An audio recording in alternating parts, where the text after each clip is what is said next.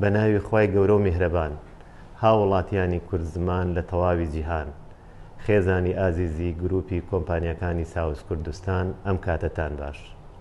من وەکو کاوە فایق عەلی سەرۆکی بۆرد و دامەزرێنەری ساوز کوردستان گروپ زۆر خۆشحاڵم ئەمڕۆ بە بۆنەی ساڵی نوێی کوردی 2723 جەژنی نەورۆزەوە لەگەڵتانم.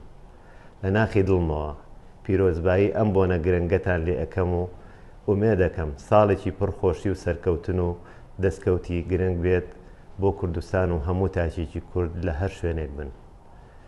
گرنگە لە دەستپێکی ئەم ساڵە نوێیەدا ساتێک بۆ بیرکردنەوە لە ساڵی ڕابردوو ئەو سەختیانەی ڕوبەڕوومان بوونەتەوە تەرخان بکەین، سرە ڕای ناخۆشی و تەحەداکان لەسەر ئاستی کەسی و ئاستی ئیشوکار و ئاستی ئابووری وڵات خۆڕاگر بووین لەسەر پێماینەوە بە پرۆژە و بەرهەمی زیاتر خزمەتی زیاتری ئەم نیشتیمانە و خەڵکی خۆمانمان کرد و زیاتریش ئەکەین.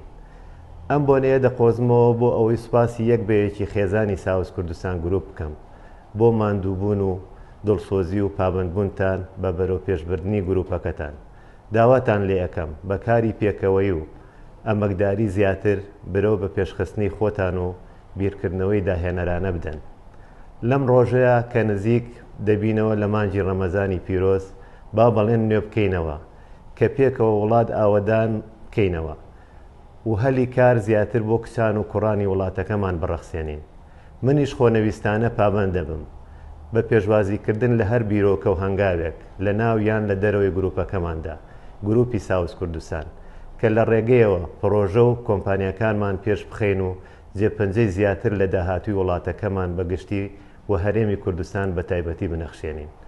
شانازی ئەەکەم کە بەشێکم لەم گروپە دڵنیام کە پێکەوە بەردەوام دەبین لە بەدەستێنانی سەرکەوتنی زۆرتر و گەورەتر. ساڵی نوێی کوردی و نەورۆزتان پیرۆز بێت.